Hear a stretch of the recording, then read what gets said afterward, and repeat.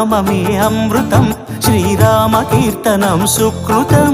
ఈ రామచంద్రుడే లోక రక్షయని అంతరాత్మ పలికే.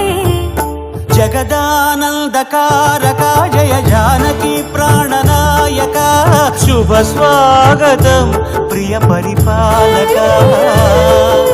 జగదానందకారక జయ జానకి ప్రాణనాయక, శుభ స్వాగతం ప్రియ పరిపాలక.